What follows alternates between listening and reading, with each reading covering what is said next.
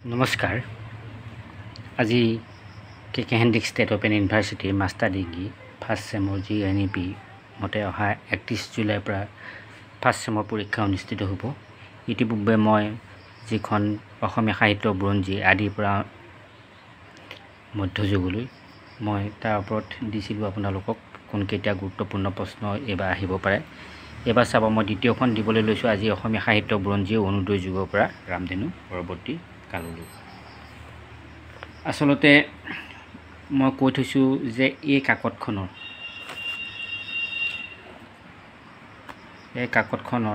আপোনালোকৰ অৰুণোদয় যুগৰ পৰা ৰামধেনু পৰৱৰ্তী কাললৈ এইখনৰ মই বহু সংখ্যক গুৰুত্বপূৰ্ণ প্ৰশ্ন উত্তৰ মোৰ চেনেলত আছে। আপোনালোকে এই চেনেলত গৈ দিছেনে অনামিকা নাথ ক্ৰিয়েটিভ কৰ্ণাৰ চেনেলত গৈ আপোনালোকে প্লে'লিষ্টত ক্লিক কৰাৰ লগে লগে আপোনালোকৰ তললৈ স্ক্ৰল কৰি যাব। তাৰপিছত দেখিব যে অসমীয়া সাহিত্য বুৰঞ্জী অৰুণোদয় যুগৰ পৰা ৰামধেনু পৰৱৰ্তী কাললৈ পেপাৰটো।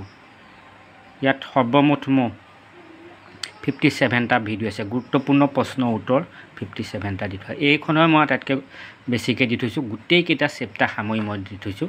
আপোনালোকে ইয়াত মাৰিলে গোটেই আহি যাব। আপোনালোকৰ চাব আপোনালোকৰ কিমান আছে টোটেল এই কাকতখনত দেখিছেনে। এনেকৈ আপোনালোকৰ গোটেইকেইটা প্ৰশ্ন উত্তৰ আহি যাব। এইবিলাক গুৰুত্বপূৰ্ণ প্ৰশ্ন আপোনালোকে চাব পাৰে। চাব আপোনালোকৰ মুঠ 14টা চেপ্টাৰ আছে। গোটেইকেইটাই আপোনালোকে প্ৰাথমিক ধাৰণা লৈ যাব পৰীক্ষালৈ যাওঁতে। চাব অৰুণোদয় যুগৰ অসমীয়া সাহিত্য দেখিছেনে।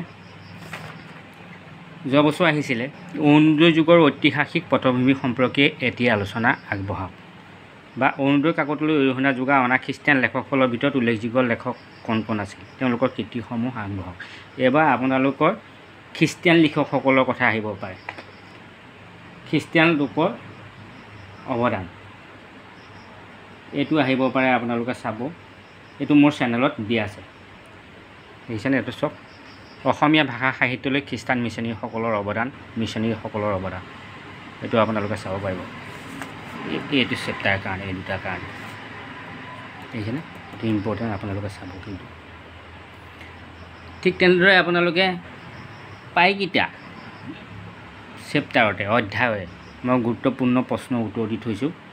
চাব ইয়াত মৌ কাকতৰ ওপৰত মই দি থোৱা আছে, আসাম বন্ধুৰ ওপৰত দি থোৱা আছে, আসাম বিলাসিনীৰ ওপৰত দি থোৱা আছে, আসাম নিউজৰ ওপৰত দি থোৱা আছে, গোটেইখিনি মই দি থোৱা আছে। তাৰপিছত যোৱা বছৰ আহিছিলে অৰুণোদয় যুগৰ অসমীয়া সাহিত্যত কাকত আলোচনীৰ ভূমিকা সম্পৰ্কে লিখি লক্ষ্মীনাথ বেজবৰুৱাৰ হাতত সাহিত্যই কেনে গতি লাভ কৰিছিলে দেখক, বা জোনাকী যুগৰ সাহিত্যৰ ৰূপৰেখা দাঙি ধৰি ইয়াৰ বৈশিষ্ট্যবোৰ আলোচনা কৰক। এই জোনাকী যুগৰ ওপৰত আহিছিলে। মই এই জোনাকী যুগৰো মই কেইবাটাও গুৰুত্বপূৰ্ণ ভিডিঅ' ইয়াত আছে, আপোনালোকে চাব পাৰিব। আচলতে মই কি হৈছে কিতাপখন পঢ়ি যাওঁতে আপোনালোকে বুজিবলৈ টান হয়, সেইকাৰণে মই খুব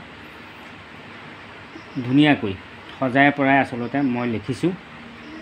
ইয়াত চব অসমীয়া সাহিত্যৰ আধুনিক অসমীয়া গদ্যৰ বিকাশত জোনাকী যুগৰ প্ৰবন্ধ সাহিত্যৰ বৰঙণি, আৰু এটা আছে জোনাকী যুগৰ কবিতাত স্বদেশ প্ৰীতি, অসমীয়া সাহিত্যৰ এইটো স্বদেশ প্ৰীতি, এইটো কিন্তু আহিব পাৰে দেই।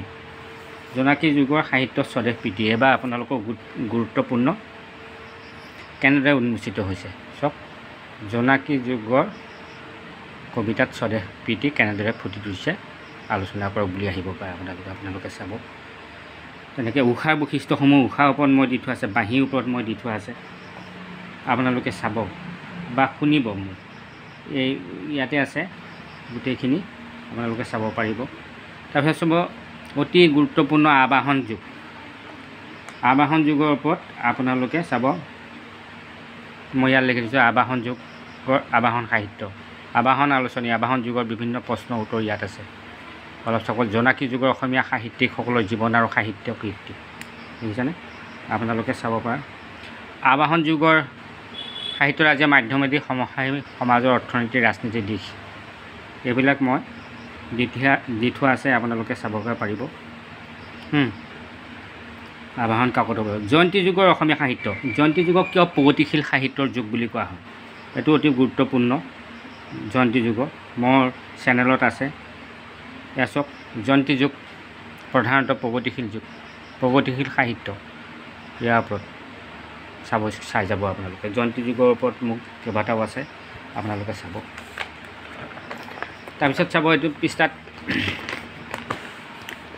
ৰামধেনু যুগৰ অতি এটা গুৰুত্বপূৰ্ণ ৰামধেনু যুগ চাব আপোনালোকে। যোৱা বছৰ আহিছিলে ৰামধেনু যুগৰ আৰু ৰামধেনুৰ পৰৱৰ্তীকালৰ সাহিত্য বিবিধ ধাৰা আৰু বৈশিষ্ট্য সম্পৰ্কে, এইটো আহিছিলে। কিন্তু এইবাৰ মই চাব পাৰে আপোনালোকে ৰামধেনু যুগৰ কবিতাৰ ওপৰত চাই যাব পাৰে, বা ৰামধেনুৰ আলোচনী কি বৰঙণি, দেখিছেনে? এনেকুৱা আৰু দুটামান আছে। বা ৰামধেনুৰ পৰৱৰ্তীকালৰ অসমীয়া সাহিত্যৰ পটভূমি, এইটো চাই যাব পাৰে আপোনালোকে। ৰামধেনু যিটো এইটো পৰৱৰ্তীকাল, দেখিছেনে? এই পৰৱৰ্তীকালৰ অসমীয়া সাহিত্য আপোনালোকে চাব, অতি গুৰুত্বপূৰ্ণ। মই চাওক বাঁহী আলোচনাৰ ওপৰত মই লিখি থৈছোঁ, আবাহনৰ ভূমিকা কেনেকৈ, চব আছে, আপোনালোকে চাব।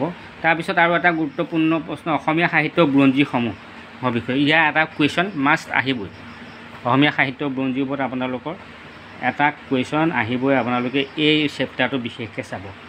মোৰ ইয়াত আছে আপোনালোকৰ চাওক অসমীয়া সাহিত্যৰ বুৰঞ্জীসমূহৰ চমু পৰিচয়, সাহিত্যৰ বুৰঞ্জীসমূহ অসমীয়া সাহিত্য, এইটো আপোনালোকে চাব, আপোনালোকে গম পাব। আচলতে মই প্ৰায়খিনি প্ৰশ্ন উত্তৰে মই দি থোৱা আছে, আপোনালোকে নিশ্চয় চোৱা নাই ভালদৰে, সেইকাৰণে কৈ আছে বিচাৰি। কিন্তু মোৰ যদি এই চেনেলটোৰ আপোনালোকে প্ৰশ্ন উত্তৰসমূহ চাই ইয়াৰ পৰা আহিব পৰা সম্ভাৱনা প্ৰকট।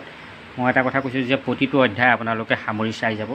মই যি চেনেলত দি থোৱা আছে আচলতে বুজিব পৰাকৈ সহজ সৰল ভাষাত মই লিখিছোঁ, আপোনালোকে যাতে লিখিব পাৰে। কিতাপখনত যথেষ্ট দীঘলীয়াকৈ লিখা আছে আৰু একেগোটকৈ লিখি থোৱা নাই, অ'ত এঠাইত লিখিছে ত'ত এঠাইত লিখিছে তেনেকৈ আছে, সামগ্ৰিকভাৱে লিখি থোৱা নাই। সেইকাৰণে আপোনালোকে চাব, অতি কম সময়ৰ ভিতৰতে ধৰি লওক চাই বুজিব পাব মোৰ চেনেলৰ ভিডিঅ'সমূহ। আৰু যোৱা বছৰ মোৰ এই চেনেলৰ পৰা 85%তকৈ ওপৰত পৰিছিলে, আৰু মই আশা কৰোঁ এইবাৰো আপোনালোকে কিন্তু মোৰ যদি এই ভিডিঅ'কেইটাও চায় তেনেহ'লে আপোনালোকৰ 80 ওপৰত আপোনালোকে কমন প্ৰশ্ন ইয়াৰ পৰা আহিব। আৰু মই কৈছোঁ যে আপোনালোকে কোনো প্ৰশ্ন এৰি থৈ নাহিব, পৰাপক্ষত গোটেইখিনি লিখি থৈ আহিব। কৈছোঁৱেই 10 নম্বৰীয়া 5টা আহিব, আপোনালোকৰ 5টা কৰিব লাগিব, 7-8টামান আহিব। আৰু কি হৈছে 5 নম্বৰীয়া 200 শব্দৰ ভিতৰত আপোনালোকে 4টা কৰিব লাগিব, আৰু ইয়াত আহিব 6টাৰ ভিতৰত 4টা। এনেদৰে আপোনালোকে চাব। মই মোৰ চেনেলত দি থোৱা আছে, গোটেইখিনি প্লে লিষ্টত গৈ আপোনালোকে চাব পাৰিব, বা আজৰি সময়ত আপোনালোকে শুনিবও পাৰিব, চাব পাৰিব। গোটেইখিনি মই দি থোৱা আছে ইয়াত, এটাতকৈ এখন কাকতৰে মই বেছিকৈ দি থোৱা আছে। পৰীক্ষাৰ কাৰণে শুভেচ্ছা জনালোঁ, যিহেতু এখন 4 আগষ্টত অনুষ্ঠিত হ'ব আপোনালোকৰ পৰীক্ষা। সকলোকে শুভেচ্ছা জনাইছোঁ। নতুনকৈ অহাসকলে মোৰ চেনেলটো ছাবস্ক্ৰাইব কৰি ল'ব আৰু লাইক কমেণ্ট কৰি কেনেকুৱা হৈছে জনাব। আজিলৈ আহোঁ, ধন্যবাদ।